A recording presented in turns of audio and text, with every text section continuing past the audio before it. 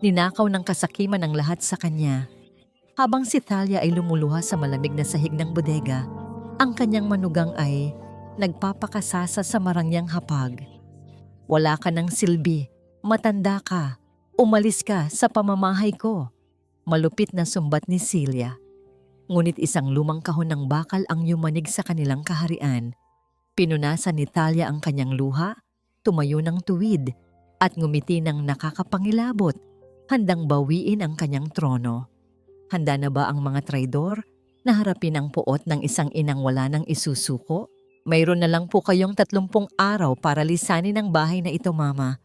Nakuha na namin ni Esteban ang pinakamagandang kwarto sa isang exclusive na home for the aged para sa inyo, para naman maalagaan kayo ng maayos ng mga profesional.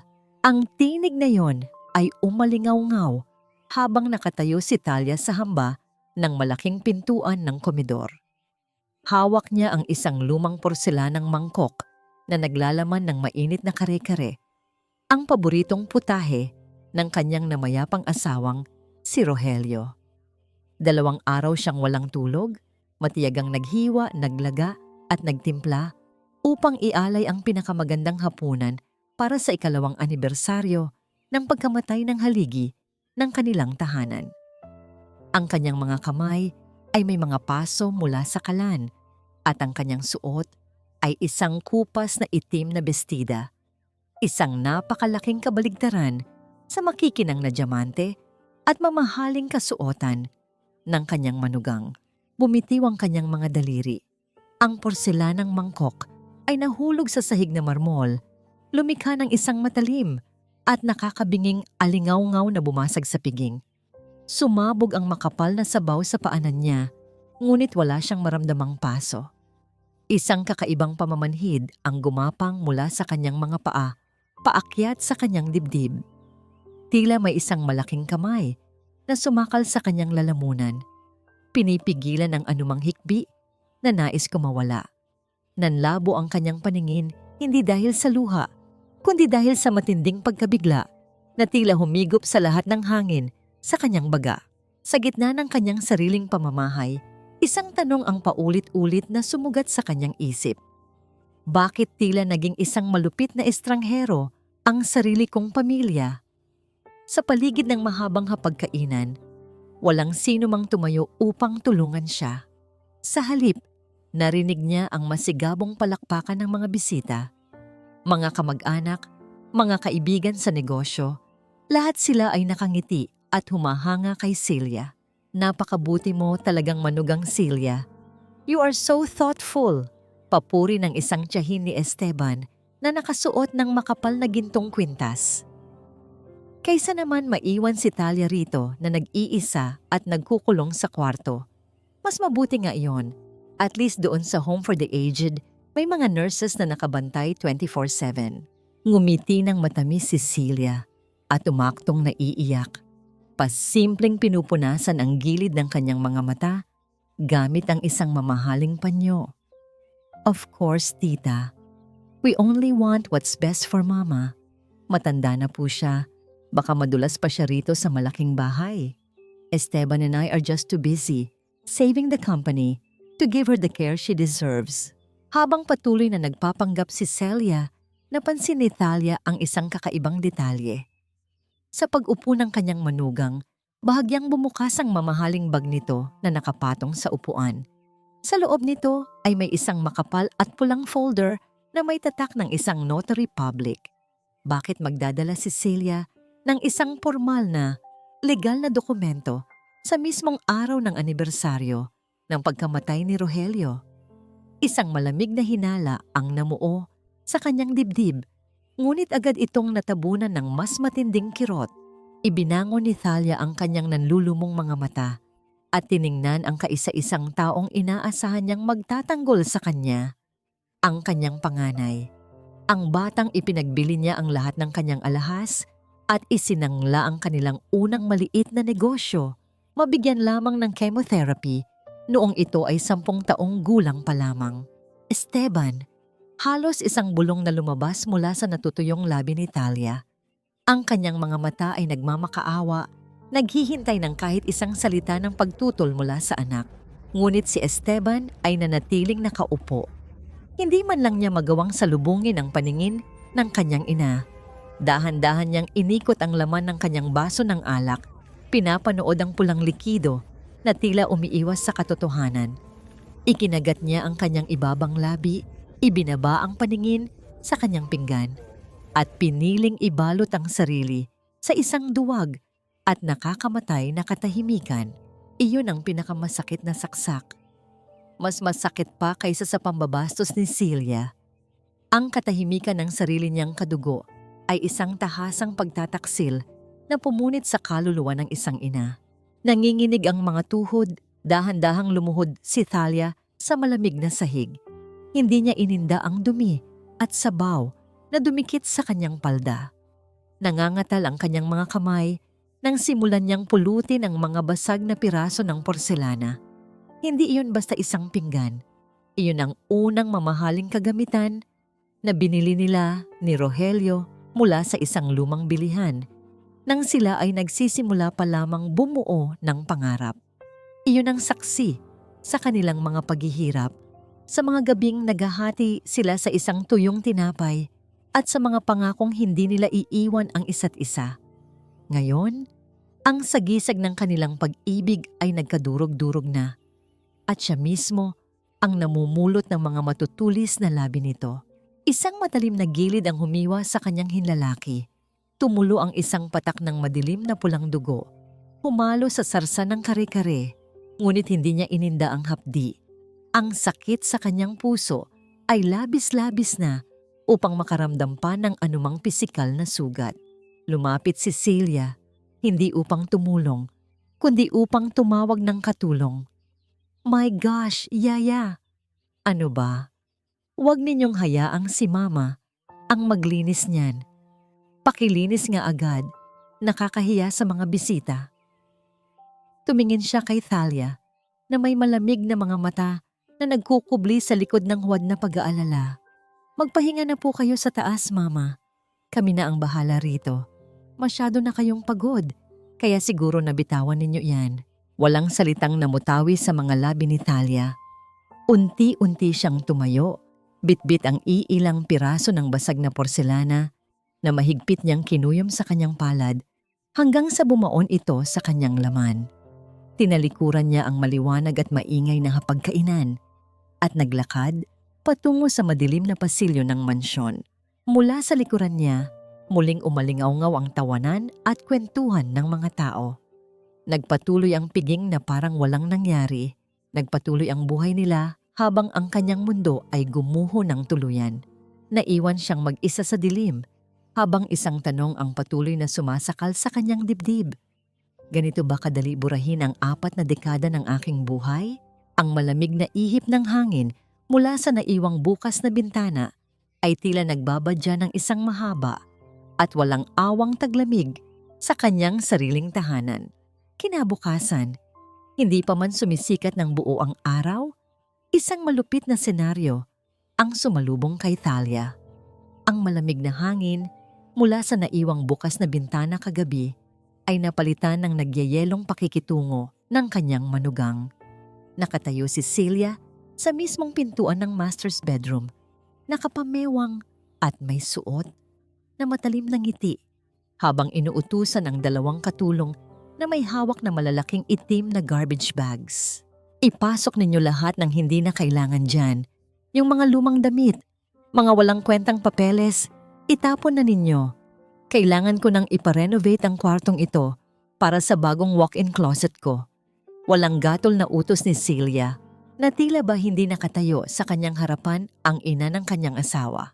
Tahimik na nakaupo si Thalia sa gilid ng kama. Maingat na tinitiklop ang isang kupas na barong Tagalog ni Rogelio. Ang bawat haplos niya sa tela ay tila pag-akap sa mga alaalang pilit na binubura ng manugang. Tiningnan siya ni Celia nang may halong pandidiri at pagkayamot. Mama, huwag na kayong magdrama dyan. Malaki ang utang na loob ninyo kay Esteban. Kung hindi dahil sa anak ninyo, matagal nang bumagsak ang kumpanya ni Papa. Binubuhay namin kayo, kaya sana naman, Bilang kapalit, matuto kayong magsakripisyo. Hindi na kayo pwede rito sa taas. Ipinahanda ko na yung bodega sa likod ng dirty kitchen para doon muna kayo habang hinihintay ang paglipat ninyo sa home for the aged. Mga salitang parang lason na napilit ipinapainom sa kanya. Utang na loob, magsakripisyo.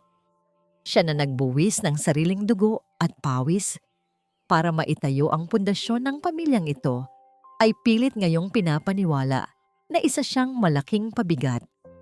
Ngunit pinili ni Thalia na lunukin ang kanyang pride para kay Esteban.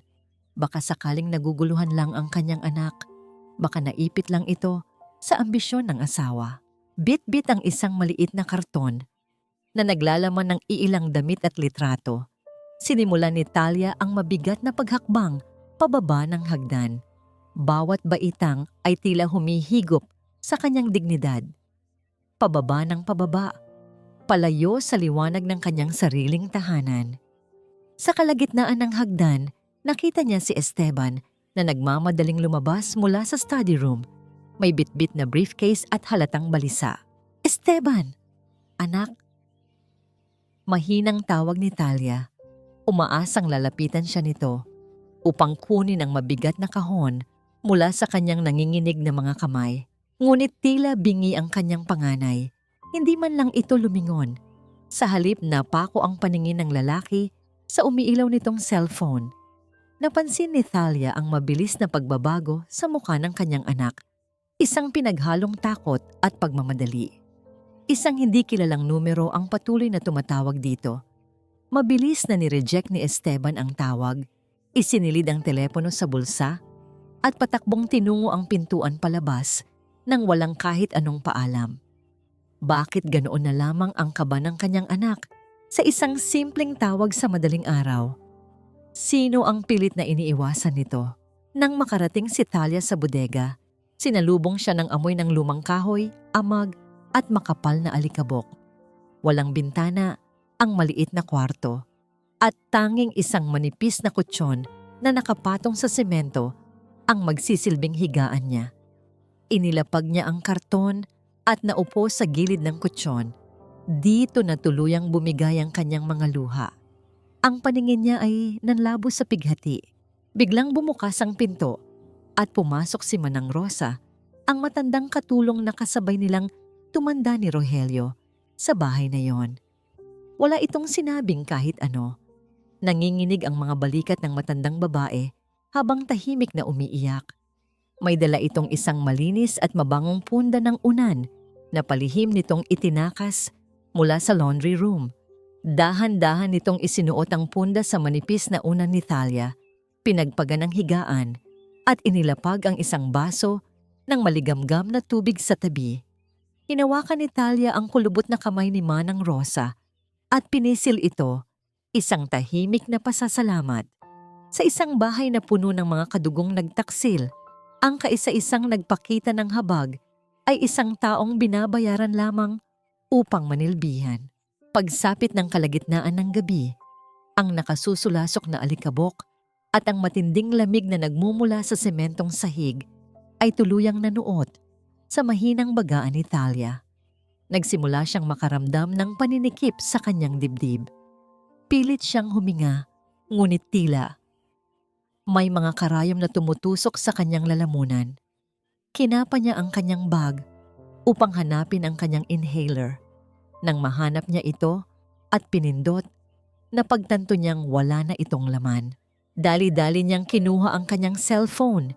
Nanginginig ang mga daliri habang binubuksan ang application ng kanyang health insurance upang humingi ng emergency medical delivery.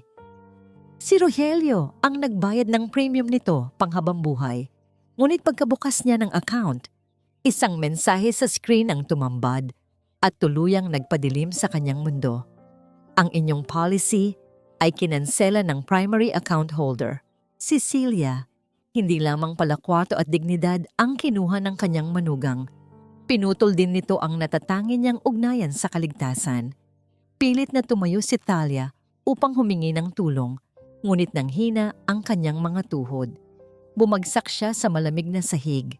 Ang kanyang mga kamay ay mahigpit na nakakapit sa kanyang dibdib habang pilit na humahagilap ng hangin.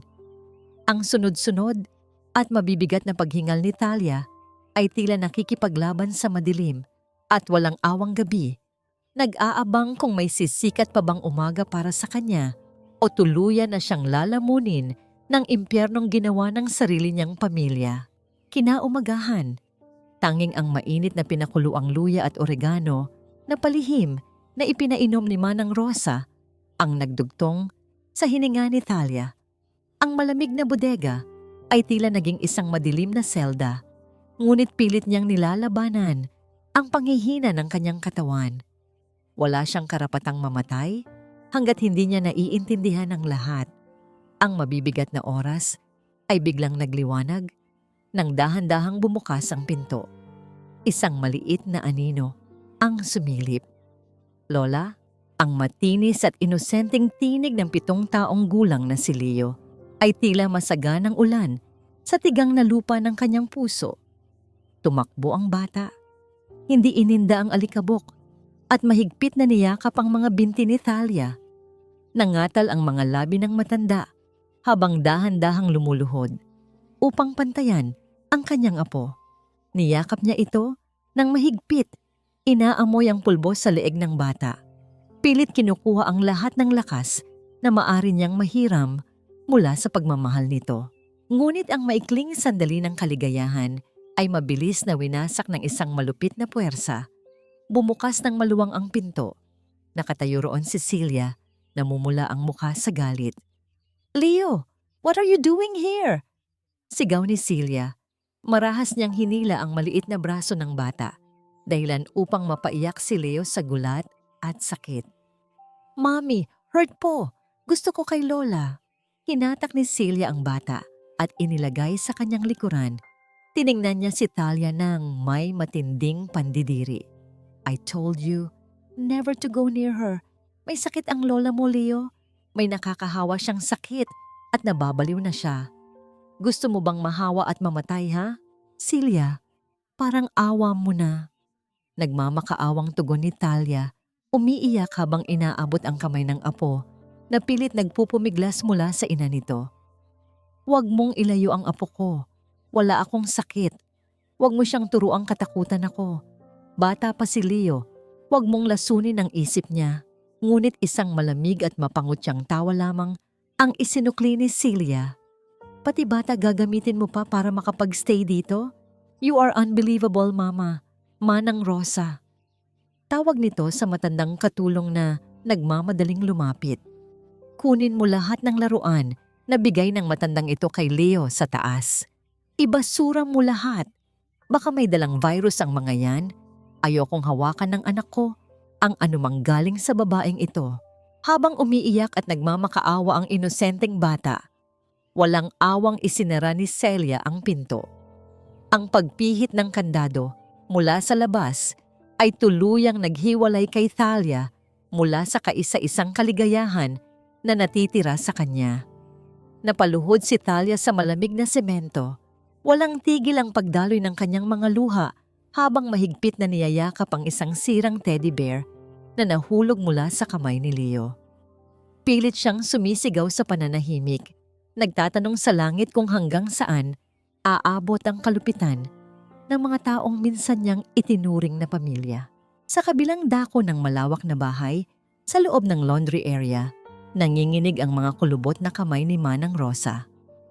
Habang inihahanda niya ang mga pantalon ni Esteban para labhan, kinapa niya ang mga bulsa nito tulad ng kanyang nakagawian. Isang gusot na piraso ng papel ang kanyang nakuha. Nang buklatin niya ito, kumunot ang kanyang noo. Isa itong resibo mula sa isang sikat at mamahaling jewelry store sa Makati. 1,000,000 piso para sa isang diamond necklace na binili noong nakaraang linggo lamang. Pinakiramdaman ng matanda ang paligid. Wala siyang nakitang ganoong kagarang alahas na suot ni Celia nitong mga nakaraang araw. Kung hindi para sa asawa, kanino ibibigay ni Sir Esteban ang ganoon kamahal na kwintas sa gitna ng sinasabi nilang pagbagsak ng kumpanya? Bumalik ang diwa ng kwento sa madilim na bodega. Habang nakasubsob si Talia sa sahig May isang manipis na bagay na dahan-dahang isiningit mula sa siwang sa ilalim ng pinto. Pinunasan niya ang kanyang mga luha at kinuha ito. Isa itong kapirasong papel. Sa ibabaw nito ay may isang magulong guhit ng bulaklak na gawa sa pulang Crayola at sa gilid ay may malalaking letrang isinulat ng isang musmos, "I love you, Lola." Kinabig ni Thalia ang papel sa kanyang dibdib. Ang inosenteng pag-ibig ng kanyang apo ay isang sinag ng araw na hindi kayang harangan ng anumang pader o kandado. Nang sumapit ang malalim na gabi, sa gitna ng kanyang pagluluksa, biglang nagliwanag ang screen ng kanyang lumang cellphone sa ibabaw ng karton. Kinuha niya ito. Isang maikling mensahe mula sa matalik na kaibigan at abogado ng kanyang asawa, si Attorney Vicente. "Thalia, oras na para buksan ang kahon. Ang madilim na kalangitan ay unti-unti pa lamang nagkukulay abo nang magpasyang kumilos si Thalia." Binalot niya ang kanyang nanginginig na katawan ng isang kupas na itim na balabal, ang pinakasimpleng damit na kanyang nahanap upang hindi makatawag ng pansin. Sa tulong ng mahinang liwanag mula sa poste sa labas, inalalayan siya ni Manang Rosa na dumaan sa likurang pinto ng kusina. Bawat paghakbang niya sa makinis na sahig ay ginawa ng may sukdulang pag-iingat, tila naglalakad sa ibabaw ng manipis na yelo. Habang binabagtas nila ang pasilyo patungo sa hardin, isang tinig ang biglang bumasag sa katahimikan ng umaga. "Bakit bukas ang mga ilaw sa baba, Yaya?"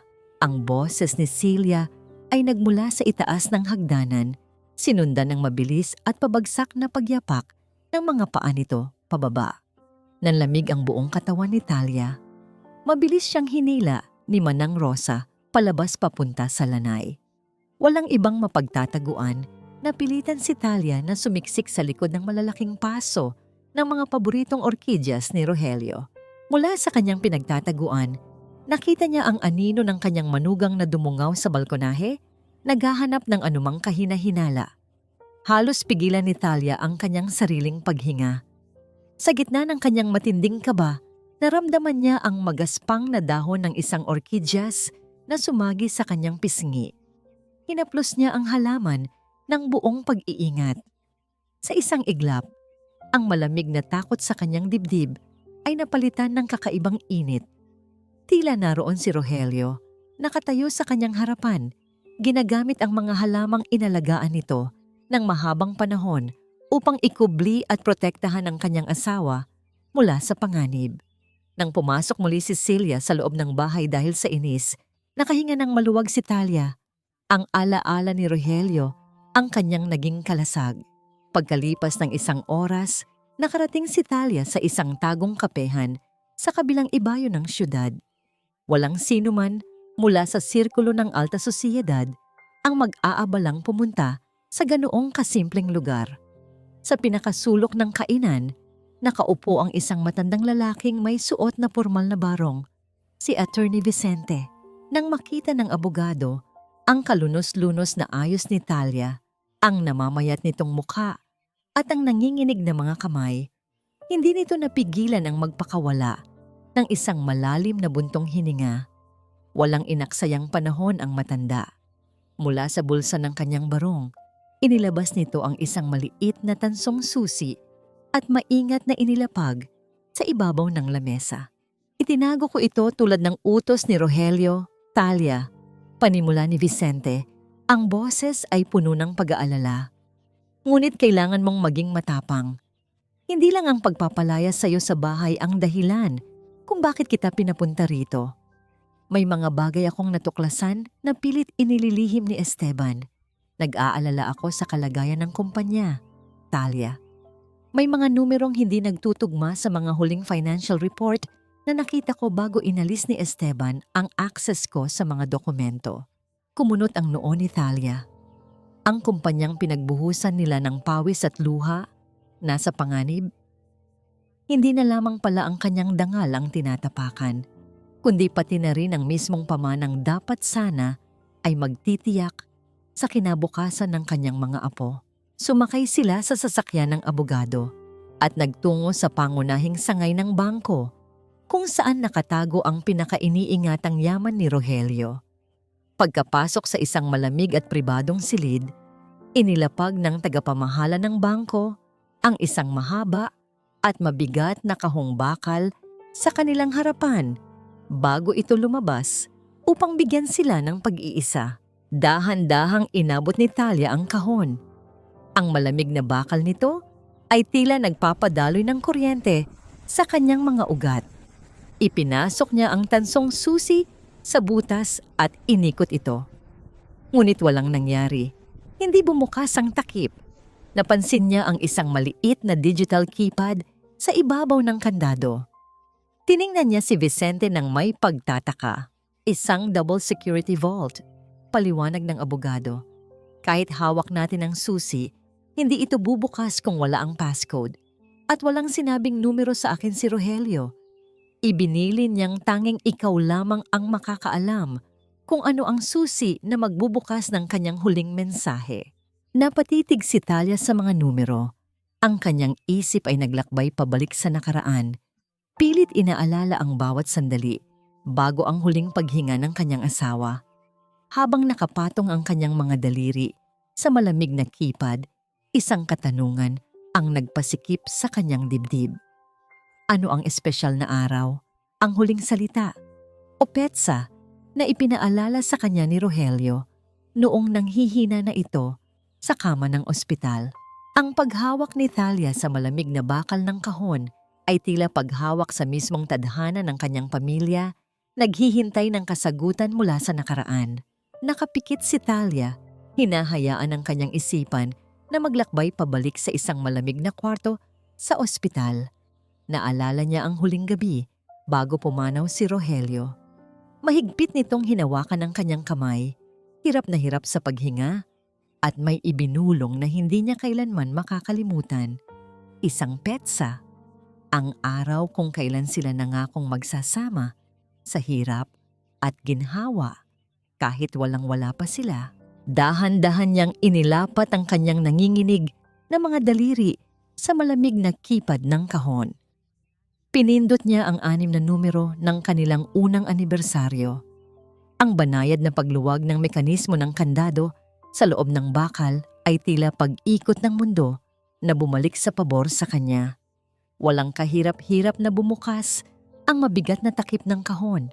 Sa loob nito ay naroon ang maayos na nakasalansan ng mga dokumento.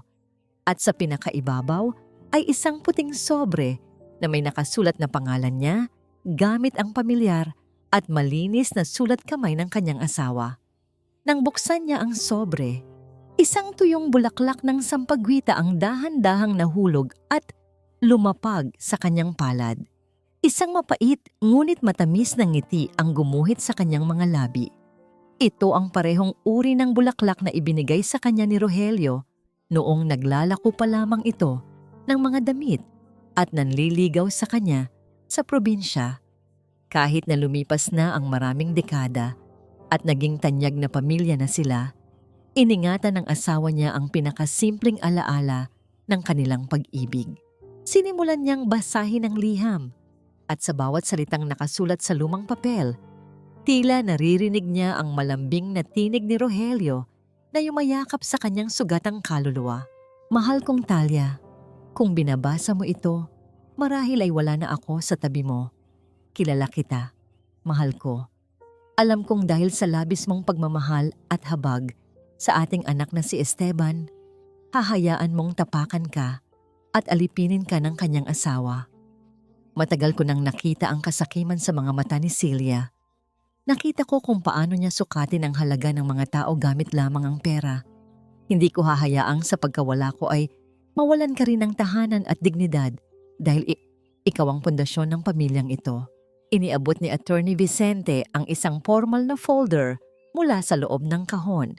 Tinuro ng abogado ang mga pangalan at selyo na nakapirma roon. Talia, tiningnan kong mabuti ang huling habilin ni Rogelio bago niya inilipat ang lahat sa trust fund ng kumpanya. Paliwanag ni Vicente na may bakas ng matinding paghanga sa yumaong kaibigan. Hindi nakapangalan kina Esteban at Celia ang mansyon. 20 taon na ang nakalipas, bago pa man umunlad ng husto ang negosyo ninyo, isinulat na ni Rogelio ang titulo ng lupa at ang buong bahay sa solong pangalan mo. Walang sino man ang maaaring magpalayas sa iyo, Thalia. Ikaw ang nag-iisang reyna ng tahanang iyon. Isang malakas na hikbi ang kumawala sa lalamunan ni Thalia. Mahigpit niyang niyakap ang liham ng asawa at idinikit ito sa kanyang dibdib. Ang labis na pangungulila ay unti-unting napalitan ng isang mainit na pakiramdam ng kaligtasan. Kahit nasa kabilang buhay na si Rogelio, nagawa pa rin nitong itayo ang isang matibay na pader upang protektahan siya laban sa mga taong nais siyang durugin. Hindi siya isang pabigat, hindi siya isang walang silbing matanda. Siya ay minahal, pinahalagahan, at higit sa lahat, ipinagtanggol. Pinunasan niya ang kanyang mga luha gamit ang likod ng kanyang palad. May bagong tatag sa kanyang mga mata. Naisip niyang maaari na siyang umuwi at gamitin ang dokumentong ito upang bawiin ang kanyang kwarto mula sa mapagmataas niyang manugang. Maaari na siyang lumabas mula sa madilim na bodega at muling mayakap ang kanyang apong si Leo nang walang takot. Ngunit ang muling pagkabuhay ng kanyang pag-asa ay naputol nang mapansin niya ang pagbabago sa ekspresyon ng mukha ni Attorney Vicente. Habang nagpupunas ng luha si Thalia, binuksan ng abogado ang isa pang makapal na brown envelope na naiwan sa pinakaibaba ng kahon. May nakasulat na para sa kumpanya sa labas nito. Nang basahin ng abogado ang unang pahina ng dokumento, unti-unting nawala ang kulay sa mukha ng matandang lalaki. Ibinaba ni Vicente ang papel at tiningnan si Thalia nang may seryoso at malungkot na mga mata. Thalia, panimula ng abogado, ang boses ay mabigat at puno ng pangamba. Mas malaki ang problema natin kaysa sa bahay mo. Kailangan mong makita kung ano ang palihim na ginagawa ng anak mo sa kumpanya.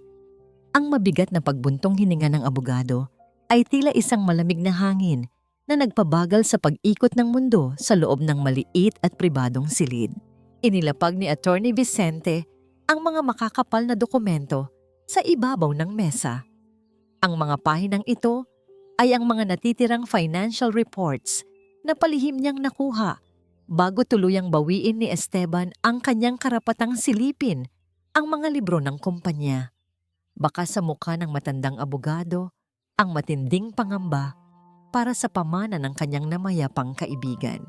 Pinunasan ni Thalia ang natitirang luha sa kanyang mga pisngi. Dahan-dahan niyang kinapa ang loob ng kanyang lumang bag at inilabas ang isang gasgas na lalagyan. Kinuha niya ang kanyang lumang reading glasses at maingat na isinuot ito.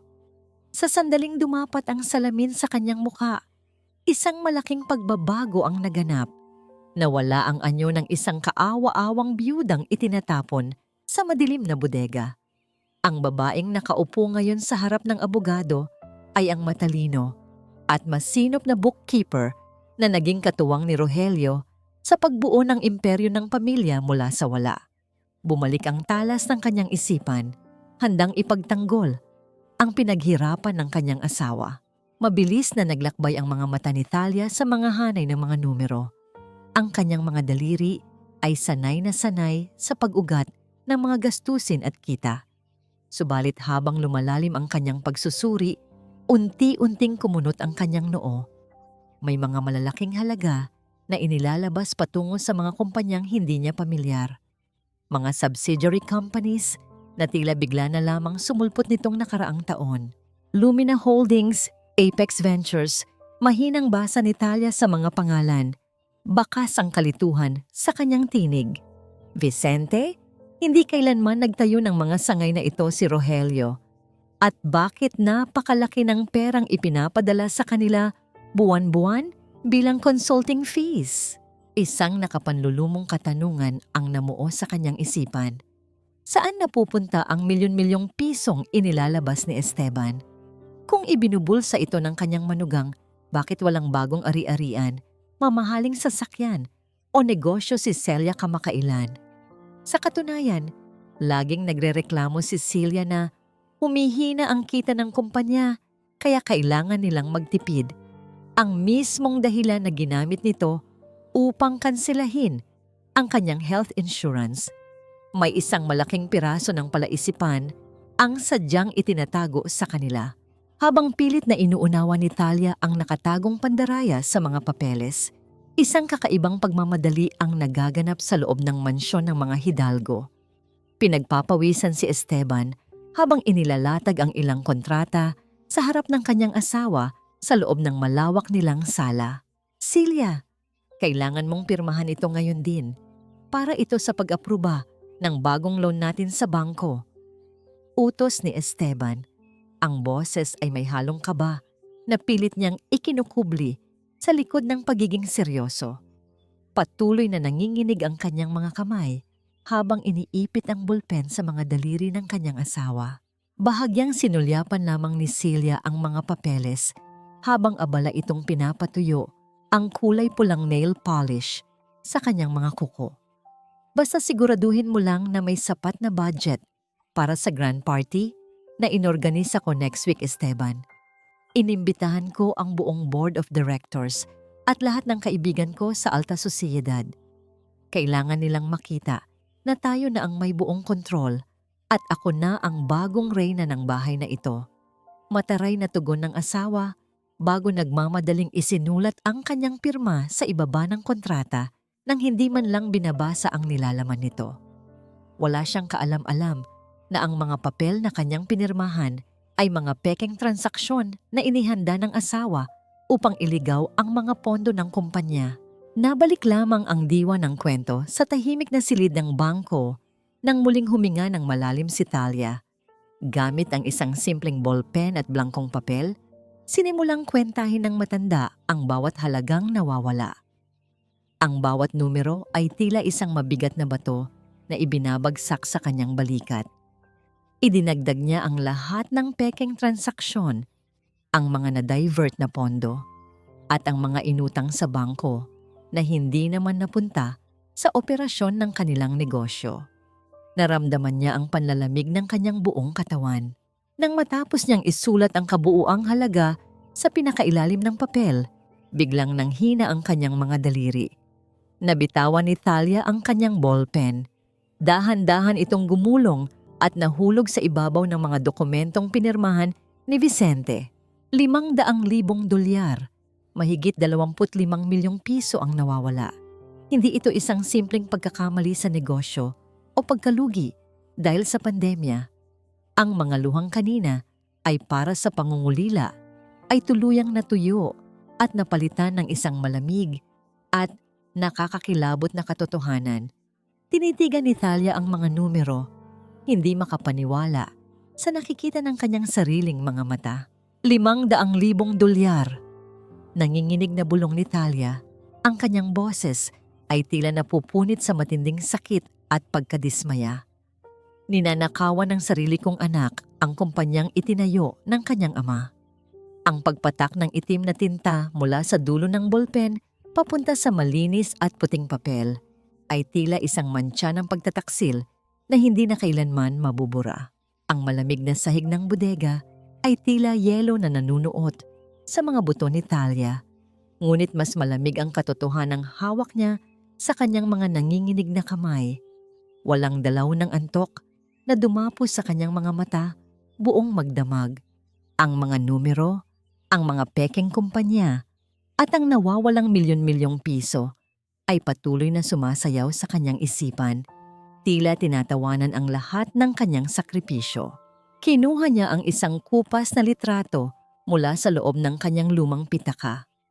Larawan yon ni Esteban noong 10 taong gulang pa lamang ito. Maputla ang bata, walang buhok dahil sa matinding epekto ng chemotherapy. Ngunit nakangiti itong nakayakap sa kanyang ina. Hinaplos ng hinlalaki ni Talia ang mukha ng anak sa ibabaw ng salamin ng picture frame.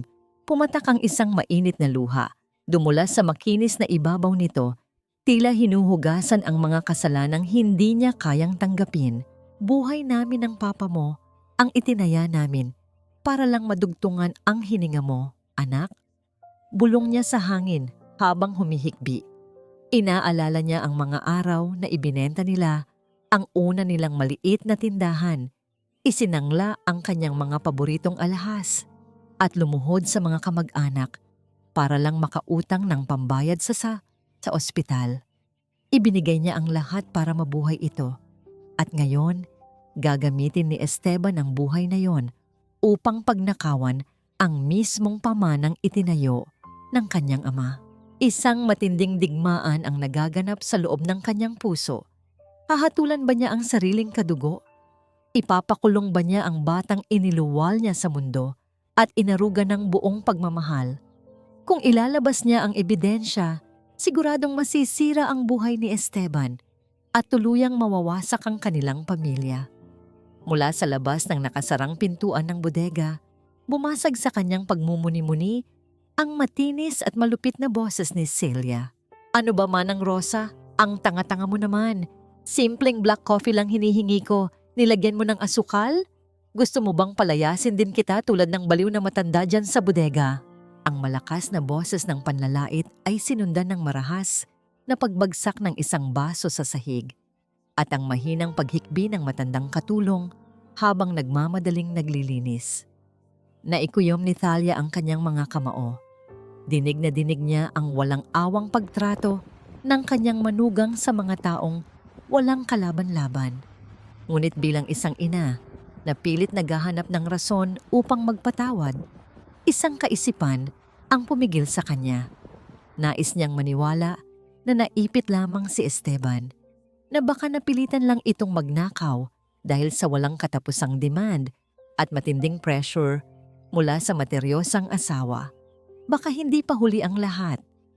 Bibigyan niya ito ng isang huling pagkakataon upang magsisi at ibalik ang ninakaw ng palihim bago niya dalhin sa korte ang lahat ng ebidensya. Samantala, sa marangyang master's bedroom sa itaas, nagmamadaling inaayos ni Esteban ang kurbata ng kanyang mamahaling suit. Ang banayad na pag-ilaw ng screen ng kanyang cellphone sa ibabaw ng kama ay nakakuha ng kanyang atensyon. Isang mensahe ang pumasok mula sa isang contact na nakapangalan bilang architect. Ngunit ang nilalaman nito ay walang kinalaman sa anumang disenyo ng bahay o negosyo. "Miss na miss na kita. Hinihintay na kita rito sa taas." Isang lihim at malagkit na ngiti ang gumuhit sa labi ni Esteban. Nag-spray siya ng mamahaling pabango, nag-ayos ng buhok, at nagmamadaling lumabas ng bahay nang hindi man lang nagpapaalam kay Celia na abala sa pagtatalak sa kusina. Hindi nag-aksaya ng panahon si Thalia.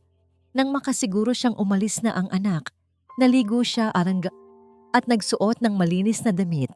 Ginamit niya ang mga natitirang barya sa kanyang pitaka upang makasakay sa isang pampasaherong diip at naglakad sa ilalim ng matinding sikat ng araw patungo sa pangunahing gusali ng kanilang kumpanya. Tagaktak ang kanyang pawis at nakaramdam siya ng pagkahilo dahil sa nipis ng kanyang suot at gutom. Ngunit pinilit niyang tumayo ng tuwid habang bitbit ang mabigat na brown envelope. Pagdating sa opisina ng tagapamahala, hinarang siya ng sekretarya na may halong pagtataka at awa sa matandang babae. "Ma'am Thalia, naku po, wala po rito si Sir Esteban." Magalang ngunit nag-aalangang tugon ng empleyada. "Kakaalis lang po niya. May napaka-importanting meeting daw po sa isang exclusive hotel sa Makati, kaya hindi na siya papasok ng opisina buong araw." Kumabog ng malakas ang dibdib ni Thalia. Hotel sa Makati? Sa ganitong kaaga at sa gitna ng sinasabi nilang matinding krisis sa kumpanya, wala siyang maalalang anumang malaking kliyente na kailangang kitain sa ganoong uri ng lugar. Agad siyang lumabas ng gusali at pumara ng taxi.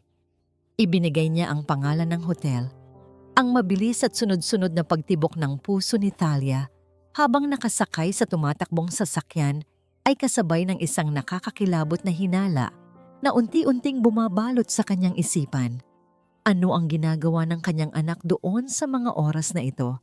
At sino ang tunay na kinakatagpo nito? Bumaba si Thalia mula sa taxi at tumambad sa kanya ang nagtataasang pader ng salamin at ginto ng isang napakarangyang hotel sa Makati.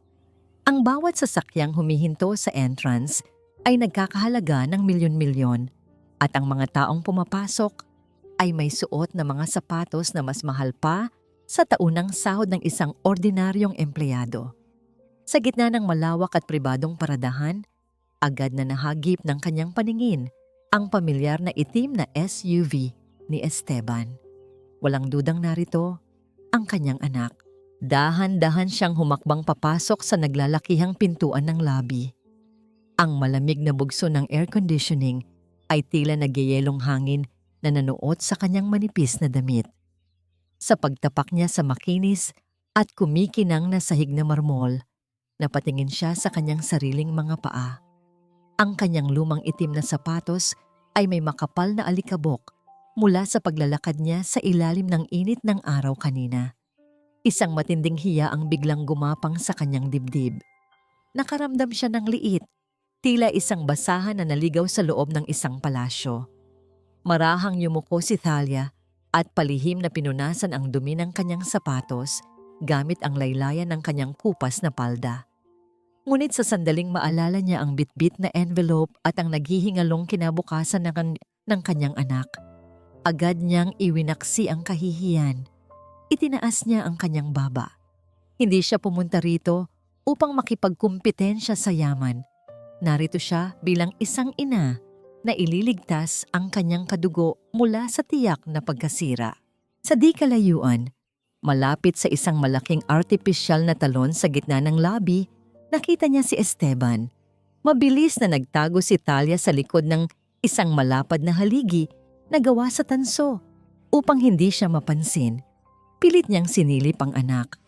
Balisa itong naglalakad nang pabalik-balik habang may kausap sa kanyang cellphone. Ang mukha ni Esteban ay hindi nagpapakita ng isang CEO na may mahalagang business meeting. Sa halip, ito ay mukha ng isang lalaking sabik na sabik at puno ng inaasam na kaligayahan. Pagkababa ng telepono, inilabas ni Esteban mula sa loob ng bulsa ng kanyang suit ang isang maliit na hugis parisukat na kahon na nababalot ng mamahaling itim na pelus. Nang marahan nitong buksan ang takip, kumislap ang isang malaking kwintas na diamante. Kumabog ng mabilis ang puso ni Thalia. Naalala niya ang resibong palihim na ipinakita sa kanya ni Manang Rosa bago siya umalis ng bahay. 1,000,000. 1,000,000 pisong ninakaw mula sa pawis at dugo ng kanyang asawang si Rogelio. Subalit sa kabila ng ebidensya ng pagnanakaw, pilit na kumapit ang puso ng isang ina sa isang maliit na pag-asa. Sana para kay Celia ito, tahimik na panalangin ni Thalia sa kanyang isipan. Pinipigilan ang namumuong luha. Sana kinuha niya lang ang pera dahil desperado siyang isalba ang pagsasama nila ng kanyang asawa. Sana ginagawa niya lang ito para mabigyan ng buong pamilya ang anak nilang si Leo. Kung iyon man ang totoo, handa siyang tulungan si Esteban na ibalik ang pondo ng unti-unti. Kahit na mga hulugan pa yon ng pagkaubos ng lahat ng kanyang sariling ipon. Handa niyang kalimutan ang matinding pang-aapi ni Celia, mabuo lamang muli ang pamilya ng kanyang anak at hindi ito mauwi sa kulungan. Nagsimulang maglakad si Esteban patungo sa direksyon ng isang pribado at eksklusibong VIP lounge sa dulo ng pasilyo. Tahimik at maingat na sumunod si Thalia. Ang bawat hakbang ay may halong kaba at panalangin. Mula sa labas ng makapal na salamin ng lounge, nakita ni Thalia ang isang bulto ng babae na nakatalikod at nakaupo sa malambot na sofa. Mahaba at tuwid ang buhok nito, malayo sa laging maikling gupit at kulot na buhok ng kanyang manugang na si Celia. Nakasuot ang babae ng isang hapit at mapang-akit na pulang damit. Sino ang babaeng naghihintay sa kanyang anak? Huminto si Esteban sa harap ng mesa. Dahan-dahang tumayo ang babae at humarap. Nanlaki ang mga mata ni Thalia at tila tumigil sa pag-ikot ang buong mundo. Hindi iyon si Celia. Ang babaeng nakangiti ngayon ng matamis sa harap ng kanyang anak ay isang estranghera, napakabata. Marahil ay kaedaran lamang ng mga nag-aaral pa sa kolehiyo, na may makinis na balat at punong-puno ng sigla. Kinuha ng babae ang kahon ng diamante mula kay Esteban, nagtatalon sa tuwa, at walang anumang pag-aalinlangang ipinulupot ang mga braso sa leeg ng lalaki. Ibinaba ni Esteban ang kanyang mukha, pumikit, at masuyong tinugon ang mahigpit na yakap. Ang basa at malutong na paglapat ng kanilang mga labi ay tila isang matalim na punyal na direktang ibinaon at walang awang inikot sa nagdurugong dibdib ni Thalia. Nakatayo si Thalia sa likod ng malapad na haligi, naninigas ang buong katawan habang ang kanyang paningin ay nakapako sa kumikinang na diamanteng kwintas na ngayon ay nakapulupot na sa leeg ng babaeng estranghera. Ang kislap ng mga hiyas ay tila libu-libong maliliit na karayom na tumutusok sa kanyang mga mata. Wala siyang maramdamang luha, tuyot na ang kanyang mga mata dahil ang matinding sakit ay nauwi na sa isang nakakamanhid na puot. Hindi lamang ang pera ng kumpanya ang ninakaw ni Esteban. Ninakaw niya ang dangal ng kanyang ama, ang sakripisyo ng kanyang ina, at ang tiwala ng kanyang sariling pamilya upang pakainin ang isang huwad na kaligayahan. Bahagyang lumapit si Thalia. Sapat na upang marinig ang bawat salitang lumalabas sa bibig ng kanyang anak. Ang tinig ni Esteban, na dati ay puno ng paggalang, ay ngayon ay puno ng panlilinlang. "Huwag kang mag-alala, baby," pag-amo ni Esteban sa babae habang hinahaplos ang pisngi nito. "Konting tiis na lang. Malapit na nating makuha ang buong kontrol sa kumpanya. Pagkatapos noon, wala nang makakapigil sa atin." "Pero paano si Celia? At ang mami mo?" Tanong ng babae sa isang malambing ngunit nakakasulasok na tono. Isang mapait na tawa ang pinakawalan ni Esteban. "Si Celia? Hayaan mo siya sa mga ambisyon niya. Hanggat na ibibigay ko ang luho niya, wala siyang pakialam. At si Mama? Matanda na yon, ulyanin na. Sa susunod na linggo, itatapon ko na siya sa home for the aged para hindi na siya maging istorbo sa mga plano natin. Doon, wala na siyang magagawa kundi maghintay ng katapusan niya."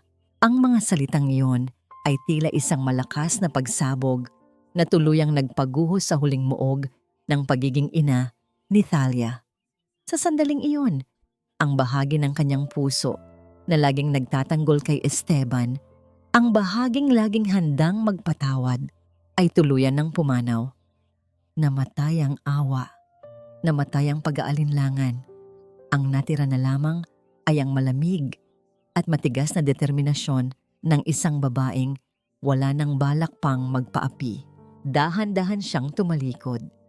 Sa bawat hakbang niya palayo sa lounge, tila nararamdaman niya ang bigat na nawawala sa kanyang balikat.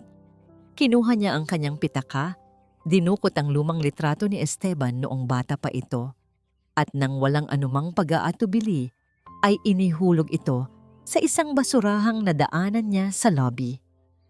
Hindi na niya anak ang lalaking naroon. Ang lalaking iyon ay isang anino na lamang ng kasakiman. Habang naglalakad palabas ng hotel, isang pamilyar na bulto ang nakita ni Thalia na pumasok sa lobby. Ang kanyang bunsong anak, si Tomas. Nagkatagpo ang kanilang mga mata. Bakas ang matinding gulat at pag-aalala sa mukha ni Tomas nang makita ang kanyang ina sa ganoong kalagayan. Namumutla, may dalang makapal na folder at may mga matang tila nakakita ng isang sumpa. "Ma, anong ginagawa niyo rito?" tanong ni Tomas. Mabilis na lumapit upang alalayan ng kanyang ina. Tumingin si Thalia sa kanyang bunso. Sa gitna ng kanyang pagkawasak, nakita niya sa mga mata ni Tomas ang katapatan na wala kay Esteban. "Tomas," mahina, ngunit matatag niyang saad, "tulungan mo ako. Kailangan nating ayusin ang lahat." Pag-uwi sa mansyon, sinalubong siya ni Celia sa may pintuan. Nakataas ang kilay nito at may hawak na baso ng juice. Handang-handa na namang magpakitang gilas ng kanyang kapangyarihan. "Oh, saan ka galing, matanda? Akala ko ba nagmumukmok ka na sa bodega?" Pang-uuyam ni Celia. Lumapit ito at sinubukang sipain ang dumi sa laylayan ng palda ni Thalia. "Tingnan mo nga ang sarili mo. Mukha kang basang sisiw. Nakakahiya ka talaga." Dahan-dahang itinaas ni Thalia ang kanyang ulo. Tinitigan niya si Celia ng diretso sa mga mata. Isang titig na hindi kailanman nakita ng manugang sa kanya. Isang titig na walang halong takot, kundi puno ng isang nakakangilabot na katahimikan. Hindi yumuko si Thalia. Hindi siya umiwas. Naghahanda na ako para sa aking pag-alis, Celia. Malamig na tugon ni Thalia. Ang kanyang boses ay walang anumang emosyon. Tila isang hangin na nagmumula sa kailaliman ng isang hukay. Siguraduhin mong nakahanda ka na rin para sa magiging bunga ng lahat ng ginagawa ninyo. Isang kakaibang kaba ang biglang gumapang sa dibdib ni Celia. Ang mapagmataas nitong nangiti ay unti-unting naging isang pilit na pagngisi. Sa unang pagkakataon, naramdaman ni Celia na ang babaeng nasa harap niya ay hindi na ang mahinang biyenan na madaling saktan. Tinalikuran siya ni Thalia at naglakad patungo sa bodega ng may tuwid na likod. Ang bawat yabag ng kanyang sapatos sa sahig na marmol ay tila isang babala ng paparating na unos. Sa loob ng madilim na bodega, hindi na maririnig ang mahihina at gumuho na hikbi ni Thalia. Ang bawat patak ng luha ay napalitan na ng isang matatag at nakatutok na layunin. Sinimulan niyang linisin ang maliit na kwarto, pinupunasan ang bawat alikabok sa kanyang mga lumang gamit ng may kakaibang bilis at sigla. Hindi na ito isang selda para sa kanya. Ito na ang kanyang kuta kung saan ihahanda niya ang muling pagbawi sa lahat ng kinuha sa kanya. Pumasok si Manang Rosa na may dalang tray ng pagkain, ngunit napatigil ito sa pintuan nang makita ang anyo ng kanyang senyora. Ang mga mata ni Thalia ay hindi na mapula sa pag-iyak, kundi kumikinang sa ilalim ng bumbilya ng isang matalinong plano. Inilapag ni Thalia ang isang piraso ng papel sa harap ng matandang katulong. "Rosa, kailangan kong gawin mo ito para sa akin." Bulong ni Thalia. Ang kanyang boses ay puno ng awtoridad na matagal nang nabaon sa limot. "Gusto kong siguraduhin na ang lahat ng mga matatandang kaibigan namin ni Rogelio sa Board of Directors ay makakarating sa party ni Celia bukas. Huwag mong sasabihin kahit kanino, lalo na sa mag-asawa." Habang palihim na nagtatrabaho si Thalia kasama si Tomas at Attorney Vicente sa pamamagitan ng maiikling tawag sa telepono, ang tensyon sa loob ng mansyon ay tila isang kuryenteng hindi nakikita, ngunit nararamdaman ng lahat. Si Celia, na abala sa pag-uutos para sa kanyang grand party, ay hindi mapakali. Ilang beses siyang pumasok sa bodega upang subukang galitin o saktan si Thalia. Ngunit sa bawat pagkakataon, ang tanging natatanggap niya ay ang malamig na katahimikan at ang titig ng biyenan na tila bumabasa sa kanyang pinakamaitim na sikreto. "Bakit ka ba ganyan makatingin?" Singal ni Celia habang nakatayo sa tapat ni Thalia. "Iniisip mo bang maililigtas ka pa ng mga dasal mo? Bukas, pagkatapos ng party, hihilahin ka ng mga guard palabas ng gate na ito. Sisiguraduhin kong wala kang madadala kahit isang piraso ng porselana mula sa bahay na ito." Dahan-dahang kinuha ni Thalia ang kanyang plansa.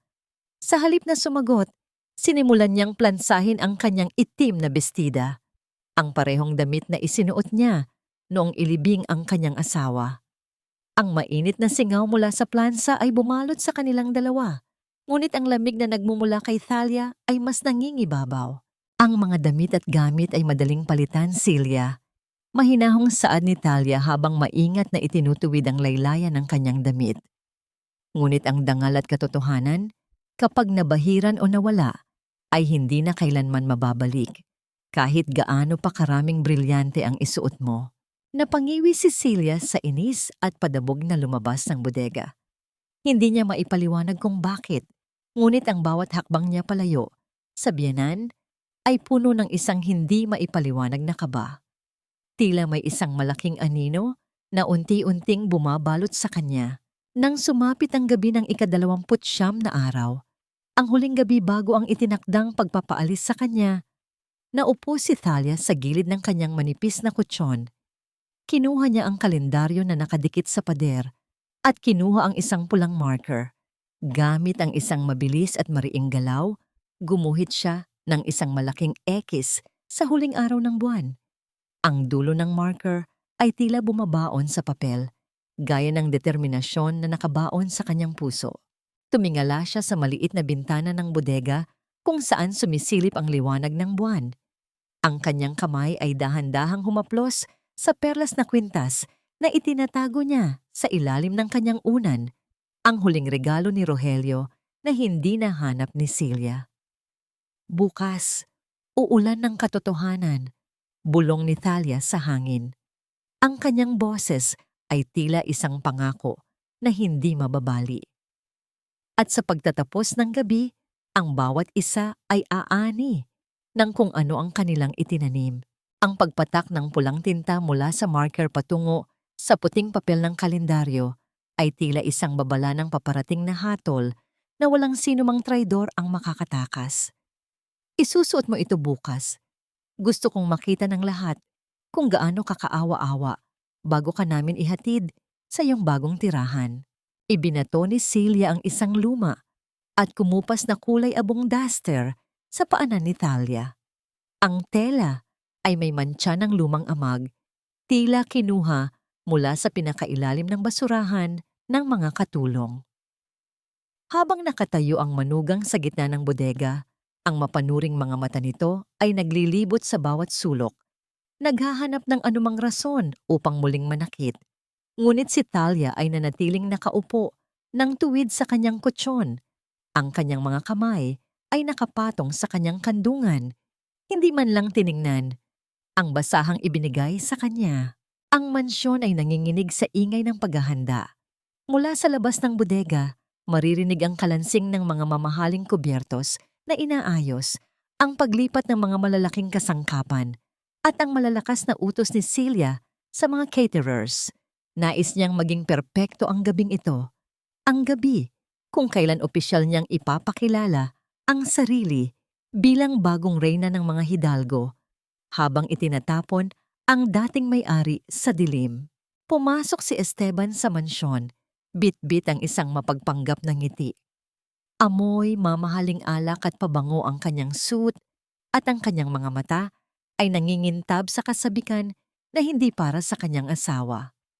Lumapit siya kay Celia at humalik sa pisngi nito, isang wad na pagpapakita ng pagmamahal sa harap ng mga katulong.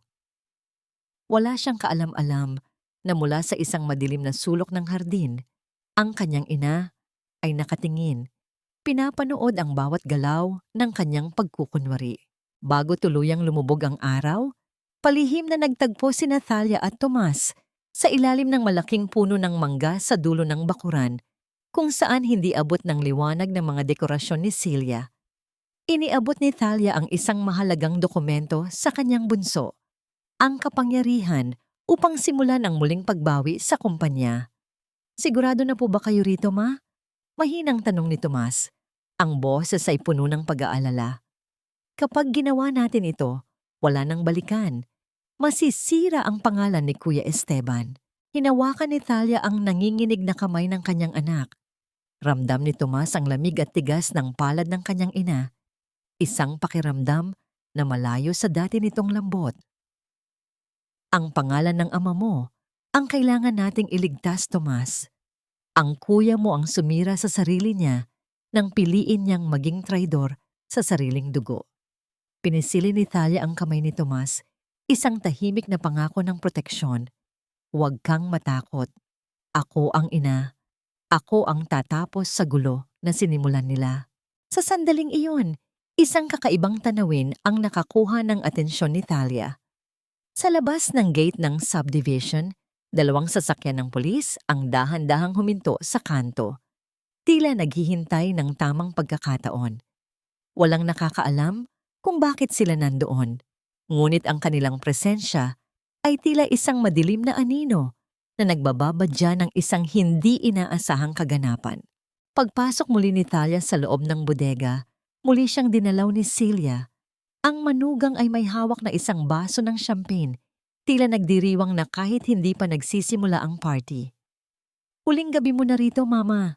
Siguraduhin mong matulog ka ng mahimbing dahil bukas Baka sa semento ka napulutin kung hindi ka aalis ng kusa. Pagbabanta ni Celia bago tumawa ng mapait. Ngumiti lang si Thalia, isang ngiti na hindi umabot sa kanyang mga mata. Huwag kang mag-alala, Celia. Bukas, lahat sila ay makikita ang totoo. At sisiguraduhin kong hindi mo malilimutan ang gabing ito hanggat ikaw ay nabubuhay. Isang malakas at biglang tunog ng mekanismo ng orasan sa dingding ang bumasag sa katahimikan. Ang bawat detalyadong paggalaw ng kamay ng orasan ay tila isang babala na paubos na ang oras na natitira para sa mga traidor. Tik! Tak! Tik! Tak! Nagsimulang dagsain ng mga marangyang sasakyan ang harap ng mansyon ng mga hidalgo. Ang bawat paghinto ng gulong sa sementadong kalsada ay sinusundan ng pagbaba ng mga taong nababalot ng mamahaling sutla at nagniningning na mga alahas. Ang bawat sulok ng malawak na hardin at sala ay napuno ng bango ng mga imported na bulaklak at ang mahinang himig ng isang quartet na tumutugtog sa gilid. Ito ang gabing pinakahihintay ni Celia, ang gabi kung kailan ang lahat ng elite ng Manila ay saksi sa kanyang ganap na tagumpay. Sa gitna ng malawak na dining area, nakatayo sina Celia at Esteban. Hawak ang kanilang mga baso ng kristal na puno ng kulay gintong alak. Suot ni Celia ang isang kumikinang na asul na gown na tila bahango sa isang pabalat ng magasin, habang si Esteban ay pilit na itinatago ang kanyang kaba sa likod ng isang formal na ngiti. Maraming salamat sa inyong pagdalo, panimula ni Celia. Ang kanyang boses ay sadyang nilakasan upang makuha ang atensyon ng lahat. Ang gabing ito ay hindi lamang para sa pagdiriwang ng aming tagumpay sa kumpanya. Ito rin ay para sa aming mahal na si Mama Thalia. Alam ninyo naman kung gaano namin siya kamahal, kaya naman nagpa siya kaming ibigay sa kanya ang pinakamataas na uri ng pangangalaga. Bukas, ililipat na namin siya sa isang exclusive facility kung saan may mga specialist na tututok sa kanyang kalusugan. We want her to spend her golden years in peace and luxury, malayo sa stress ng negosyo. Isang mahinang bulungan ng paghanga ang kumalat sa silid. Napakabait na bata, sabi ng isang matandang board member habang humihigop ng champagne. Swerte ni Thalia sa inyo. Habang nagpapatuloy ang pagpapakitang gilas ng mag-asawa, si Manang Rosa ay tahimik na naglalakad sa gilid, dala ang isang tray ng mga pampagana. Ang kanyang mga kamay ay nanginginig sa matinding galit. Maraming beses siyang napatigil at napatingin sa direksyon ni Celia, tila tinitimbang sa kanyang isipan kung ibubuhos ba niya ang mainit na sabaw sa magarbo nitong gown upang matigil ang nakakasulasok na pagsisinungaling nito. Ngunit nanatili siyang tikom ang bibig ayon sa mahigpit na bilin ni Thalia. Nasaan ang dating reyna ng mansyon? Iyon ang tanong na bumabalot sa isipan ng mga bisita. Iniisip ng karamihan na marahil ay nagmumukmok ang matanda sa kanyang kwarto, hiyang-hiya sa kanyang unti-unting paghina, o di kaya'y masyado ng ulyanin upang harapin ang maraming tao. Walang sino man sa mga naroon ang nakakaalam na sa loob ng madilim na bodega, tapos na ang paghahanda ng isang bagyong sisira sa kanilang lahat. Kapansin-pansin din ang kawalan ng isang mahalagang tao sa pagtitipon. Nasaan na kaya si Attorney Vicente? Tanong ni Esteban sa asawa nang mapansin ang bakanting upuan sa harap. Sabi niya ay darating siya, pero hindi ko pa siya nakikita. Isang mabilis na tingin lamang ang isinagot ni Celia, abala sa pakikipagbeso sa isa pang mayamang kliyente. Biglang tumigil ang himig ng quartet. Tila isang malaking kamay ang humaplos sa buong mansyon at biglang pumatay sa lahat ng ingay. Ang mga tawanan ay naputol at ang mga kubyertos ay dahan-dahang inilapag ng mga bisita sa kanilang mga pinggan. Ang lahat ng mata ay sabay-sabay na lumingon sa direksyon ng hagdanan at ng malalaking pintuan na gawa sa inukit na kahoy. Isang matunog at may awtoridad na pagyapak ng sapatos sa sahig na marmol ang umalingaw-ngaw sa kabuuan ng tahimik na silid. Bumukas ang malalaking pinto. Hindi isang kaawa-awa at hulas na matanda ang lumantad sa kanila. Sa ilalim ng liwanag ng naglalakihang chandelier, nakatayo ang isang babaeng tila muling nabuhay mula sa mga abo ng pighati. Si Talia Hidalgo ay nakasuot ng kanyang pinakamagandang itim na bestida. Simple ngunit puno ng dignidad. Ang kanyang buhok ay maayos na nakapusod. At sa kanyang leeg ay nagniningning ang isang tunay na perlas na kwintas. Kasunod niya si Attorney Vicente, na may bitbit na isang pulang folder na tila ba isang nakamamatay na sandata. Ang hangin sa loob ng mansyon ay tila biglang naglaho. Namutla si Esteban habang ang hawak na baso ni Celia ay bahagyang nayanig sa kanyang kamay.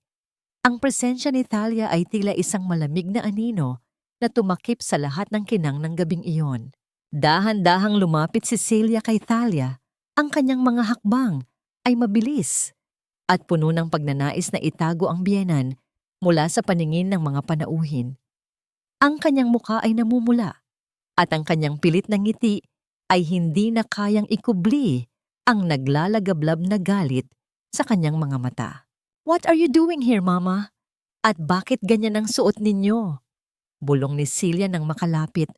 Ang boses ay tila isang matalim na hiso ng ahas.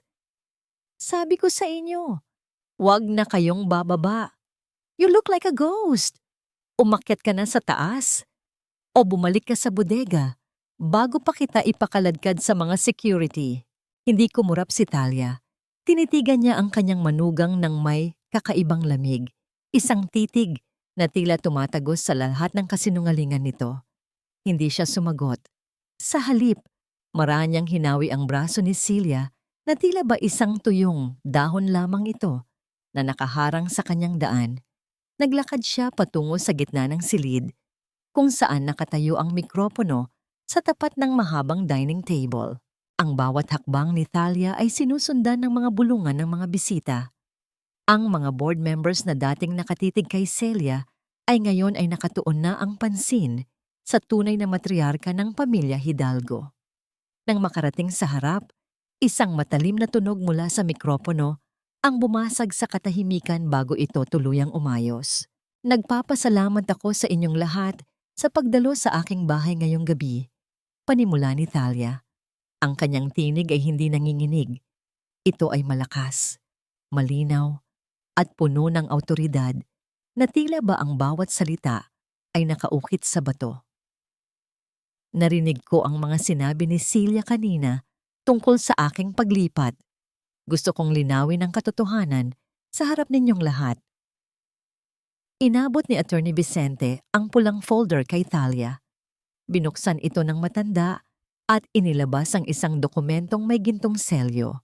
Ang mansyong ito, ang lupang kinatatayuan ninyo, at ang bawat pundasyon ng tahanang ito ay hindi kailanman naging pag-aari ni na Esteban at Celia, saad ni Talia, habang ang kanyang mga mata ay nakapako sa kanyang nanginginig na anak. 20 taon na ang nakalipas. Bago pa man pumanaw ang aking asawang si Rogelio, isinulat na niya ang titulo ng ari-ariang ito sa aking pangalan. Ako ang nag-iisang may-ari ng mansyong ito at hindi ako aalis. Isang malakas na singhap ng pagkagulat ang gumalaw sa buong silid. Si Attorney Vicente ay nagsimulang mamahagi ng mga kopya ng titulo sa mga pinuno ng Board of Directors na naroon. Ang mga bulungan ay naging malalakas na komento ng pagkadismaya at pagkamangha. "Fake yan! Niloloko niya kayo!" sigaw ni Celia. Ang kanyang boses ay pumiyok sa tindi ng kahihiyan. "Esteban, doon something. Nanay mo siya. Pagsabihan mo." Ngunit si Esteban ay nanatiling nakayuko. Ang kanyang mga kamay ay nakakuyom sa gilid ng kanyang suit. Hindi niya magawang tumingin sa mga bisitang kanina lamang ay humahanga sa kanya. Ngunit ngayon ay tila nanunuri na sa kanyang pagkatao. Sa gitna ng kaguluhan, isang maliit na bulto ang biglang kumawala mula sa mga katulong sa likuran. Si Leo. Tumakbo ang bata at yumakap sa binti ni Talia. "Lola, sabi ni Mami aalis ka na po. Don't go, Lola! Sigaw ng bata habang umiiyak. Dahan-dahang hinaplos ni Talia ang buhok ng kanyang apo, ang kaisa-isang lambot sa kanyang mukha sa gabing iyon. Sinubukang lumapit ni Celia upang hablotin ang bata, ngunit hinarang siya ni Attorney Vicente. "Huwag kang lalapit, Celia!" Malamig na banta ni Talia. "Tapos na ang oras ng iyong paghahari-harian sa pamamahay ko. Bahay lang yan!" Bulyaw ni Celia, ang kanyang mukha ay nangiwi sa galit habang pilit na ibinabalik ang kanyang nawawalang dangal sa harap ng mga elite. "Kahit iyo ang bahay, ang kumpanya ay sa amin ni Esteban. Kami ang may hawak ng pera. Kami ang nagpapakain sa'yo. Kaya wala ka ring magagawa kundi sumunod." Tumingin si Talia sa kanyang panganay na anak na tila isang hukom na handa ng magbaba ng huling hatol. Isang mapait ng ngiti ang sumilay sa kanyang mga labi. "Kung ganoon, Esteban, pag-usapan natin ang tungkol sa kumpanya at ang perang sinasabi ng asawa mo," saad ni Talia. Ang kanyang boses ay tila isang malamig na hampas ng hangin bago ang isang malakas na pagkulog. Ang matinding panginginig ng mga kamay ni Esteban habang kinakapa ang kanyang panyo sa bulsa ay hindi nakatakas sa mapanuring mga mata ng mga panauhin. Ang lahat ay tila nakahawak sa hininga, naghihintay sa susunod na pagsabog, nawawasak sa huling depensa ng mag-asawang traidor. Hindi nagpadala si Thalia sa mapang-uyam na sigaw ng kanyang manugang. Sa halip, marahan niyang kinuha ang ikalawang folder mula sa mga kamay ni Attorney Vicente. Ang kulay nito ay kasing pula ng puot na matagal niyang kinimkim. Ang tunog ng pagbagsak ng mga dokumentong ito sa ibabaw ng mahabang lamesa ay tila isang malakas na pagkulog na nagpatahimik sa bawat bulungan sa loob ng silid. Ang pera ng kumpanya, malamig na ulit ni Thalia. Ang kanyang mga mata ay nakatitig ng diretso sa nangangatog na si Esteban. "Basahin ninyo ang mga bank statements na yan. Basahin ninyo ang mga ulat tungkol sa Lumina Holdings at Apex Ventures, mga kumpanyang hindi umiiral kundi sa papel lamang na nilikha ng aking anak upang dambungin ang kaban ng pamilya Hidalgo." Ang mga board members na kanina pa nakikinig ay mabilis na kinuha ang mga papeles. Ang katahimikan ay napalitan ng mga buntong hininga ng matinding galit at pandidiri habang nakikita nila ang bawat transaksyon. Ang 500,000 dolyar na unti-unting hinigo palabas ng kumpanya. "Anong ibig sabihin nito, Esteban?" Sigaw ng isa sa mga pinakamatandang board member. Ang kanyang mukha ay namumula sa galit habang iwinawagayway ang audit report. "Kaya ba laging sinasabing walang pondo? Dahil ninanakawan mo na pala ang sarili mong ama." Biglang nanghina ang mga tuhod ni Esteban. Sa harap ng lahat ng mga panauhin, sa gitna ng karangyaan ng gabing iyon, ang huling bahid ng kanyang dangal ay tuluyang natunaw. Bumagsak siya sa kanyang mga tuhod. Ang kanyang mga kamay ay nakayuko sa paanan ng kanyang ina. "Ma, patawarin niyo po ako," hagulhol ni Esteban. Ang kanyang boses ay puno ng desperasyon at kaduwagan. "Ginawa ko lang po ito dahil kay Celia. Pinilit niya ako. Kailangan naming mapanatili ang lifestyle namin. Ma, please, ayusin natin ito ng pribado." Napasinghap si Celia sa narinig. "Anong ako? Ikaw ang nagdesisyon niyan, Esteban. Huwag mo akong idamay sa pagnanakaw mo." Tumingin si Thalia sa kanyang anak na nakaluhod. Walang bakas ng habag sa kanyang mga mata. Tila isang bato na hindi na kayang tibagin ng anumang pagsusumamo. "Para kay Celia?" Mahinahong tanong ni Thalia, ngunit ang talim ng kanyang boses ay tila bumabaon sa kaluluwa ni Esteban.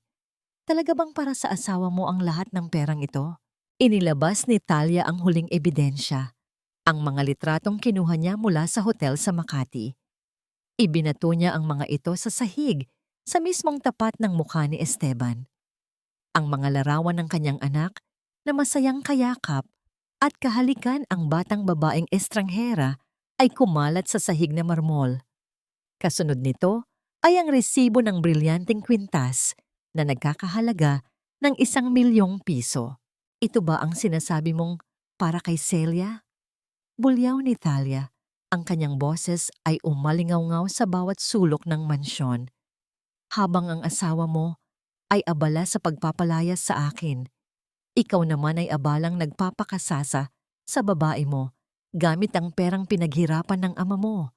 Ginamit mo ang pawis at dugo ni Rogelio para palamunin ang iyong kalandian. Ang malakas at matunog na pagtama ng palad ni Celia sa pisngi ni Esteban ay tila isang pagsabog na yumanig sa buong silid.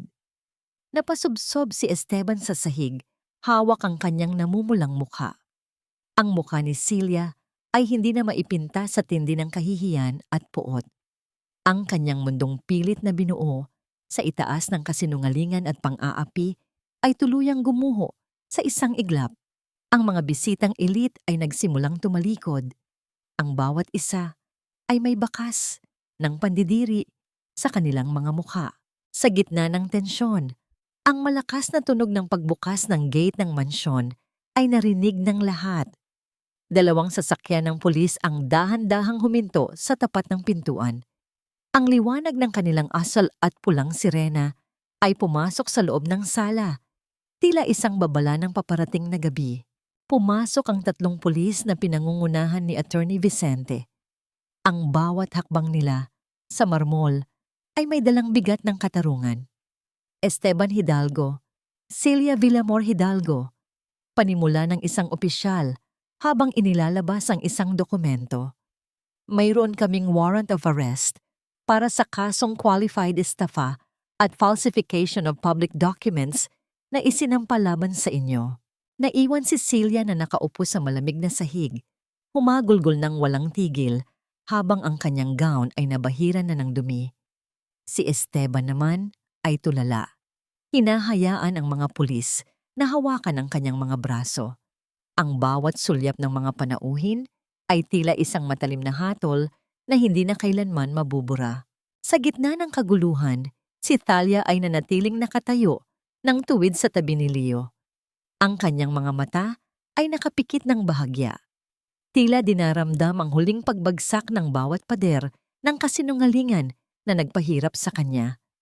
Ang katahimikan ni Thalia ay mas malakas pa sa anumang sigaw, isang patunay na ang katotohanan ay laging may paraan upang lumantad, kahit gaano pa ito pilit na ibaon.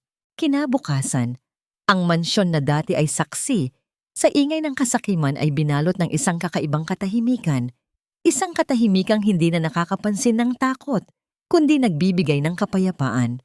Ang mga bakas ng marangyang piging kagabi ay unti-unti nang nililinis. Ang mga natirang basag na kristal at mga tuyong talulot ng bulaklak ay winalis ni Manang Rosa.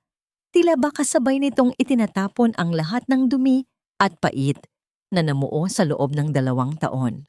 Sa harap ng malaking gate, nakatayo si Celia sa tabi ng kanyang mga maleta. Wala na ang mamahaling gown, wala na ang mapagmataas na ayos ng buhok. Suot niya ang isang simpleng t-shirt at pantalon. Ang kanyang mukha ay hulas at puno ng mga bakas ng walang tigil na pag-iyak. Nakalabas na siya mula sa presinto matapos magpiyansa gamit ang huling perang natitira sa kanyang personal na account. Ngunit ang kanyang pangalan sa alta sosyedad ay tuluyan ng nabaon sa putik. Dahan-dahang lumabas si Thalia mula sa pinto ng mansyon. Hindi siya nagmamadali. Ang bawat hakbang niya sa garden path ay may dalang bigat ng isang reynang muling binabawi ang kanyang kaharian. Huminto siya sa tapat ni Celia. "Paano na ako, Mama? Saan ako pupunta?" Nagmamakaawang tanong ni Celia. Ang kanyang boses ay nanginginig sa takot at kawalan ng katiyakan. "Kinuha ninyo ang lahat. Pati si Esteban. Nasa kulungan dahil sa inyo. Paano si Leo? Hindi niyo ba iniisip ang kinabukasan ng apo niyo?" Tumingin si Thalia sa malayo, sa mga orkidyas na muling sumisigla sa ilalim ng sikat ng araw. "Hindi ko kinuha ang lahat sa inyo, Celia. Kinuha ninyo ang lahat sa inyong sarili nang piliin ninyong talikuran ang konsensya." Mahinahong saad ni Thalia. Binuksan niya ang kanyang palad at inabot ang isang maliit na sobre. Narito ang sapat na halaga para makapagsimula ka sa isang maliit na apartment. Hindi ito marangya, pero sapat para mabuhay ka ng marangal. Tungkol kay Leo, mananatili siya rito sa akin.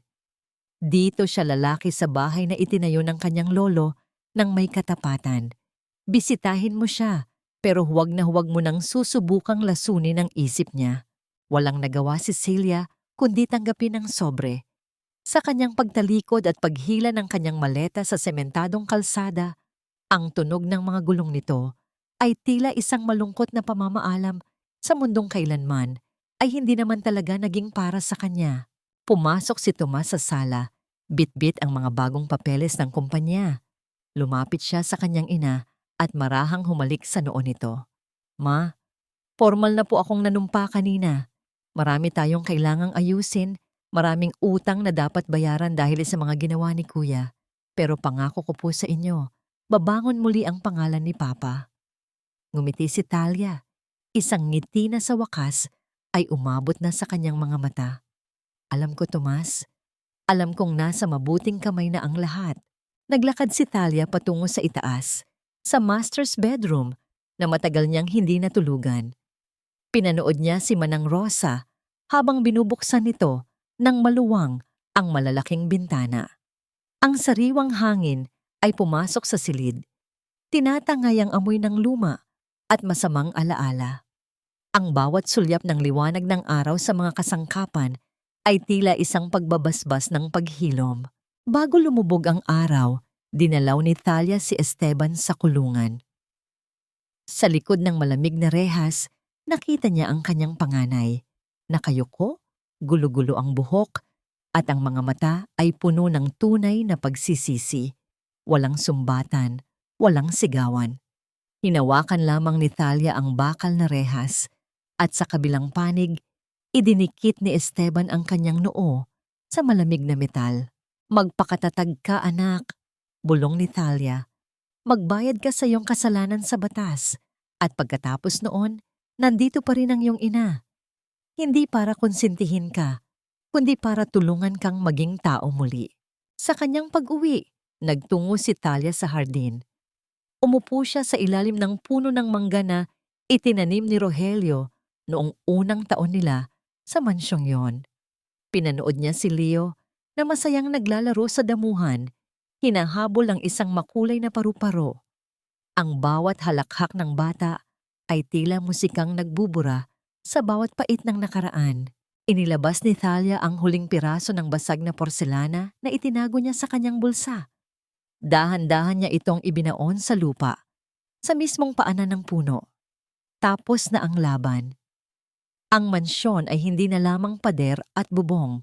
Ito ay muli nang naging isang tahanang binuo ng katotohanan, pinatibay ng katarungan, at pinainit ng pag-ibig na hindi kailanman sumuko. Isang puting paru-paro ang dahan-dahang lumipad at dumapo sa kanyang balikat. Napapikit si Talia at huminga ng malalim. Sa wakas, malaya na siya. Isang taon ang mabilis na lumipas na tila ba ang bawat araw ay isang banayad na haplos ng panahon upang tuluyang hilumin ang mga sugat ng nakaraan. Ang mansyon ng mga Hidalgo ay hindi na ang malamig at madilim na gusaling puno ng lihim at pait. Ngayon, ang bawat sulok nito ay sumisigla sa bango ng mga sariwang bulaklak mula sa muling binuksang flower shop ni Talia. Ang liwanag ng araw ay malayang nakakapasok sa bawat bintana, tila ba nagbibigay ng basbas sa isang pamilyang muling nabuo mula sa mga abo ng pagkawasak. Si Talia ay nakaupo sa kanyang paboritong upuang kahoy sa ilalim ng puno ng mangga. Ang kanyang mga mata ay nakapikit habang ninanamnam ang malamig na simoy ng hangin. Sa kanyang kandungan ay nakabukas ang huling liham ni Rogelio. Ang mga salitang nakasulat doon ay naging kuta at gabay niya sa pinakamadilim na kabanata ng kanyang buhay. Sa tabi niya, si Leo ay abala sa pagdidilig ng mga halaman. Ang mga tawa ng bata ay tila musikang nagpapatunay na ang inosente ay muling ligtas sa piling ng katotohanan. Sa tanong kung naghari na ba ang kapayapaan, Ang sagot ay makikita sa bawat galaw ni Thalia. Hindi na siya ang babaeng nagtatago sa anino ng kanyang asawa o ang biktima ng pambubuli ng kanyang manugang. Natagpuan na niya ang kanyang sariling tinig. Ang mansyon ay muling naging isang tahanan dahil ang bawat pader nito ay hindi na hawak ng takot, kundi ng katarungan at pagmamahal sa sarili. Si Tomas ay matagumpay na naibalik ang dangal ng kumpanya. Pinapatakbo ito ng may katapatan na tila ba ang espiritu ni Rogelio ang gumagabay sa bawat desisyon nito. Tungkol naman sa pagpapatawad, natutunan ni Thalia na ang pagpapatawad ay hindi ang paglimot sa sakit, kundi ang pagpili na huwag nang hayaang kontrolin ng sakit ang kanyang kinabukasan. Binibisita niya si Esteban tuwing linggo sa rehabilitation center kung saan ito nagsisilbi ng kanyang sentensya. Nakikita niya sa mga mata ng kanyang panganay ang unti-unting pagbabalik ng batang Esteban na dati niyang kilala, ang lalaking natututo ng magbanat ng buto at pahalagahan ang bawat pisong kinikita ng marangal. Hindi pa man lubos na naibabalik ang tiwala, ang pintuan ng kanyang puso ay nananatiling bukas para sa pagbabago. Maging kay Celia, pinili ni Thalia na maging makatao.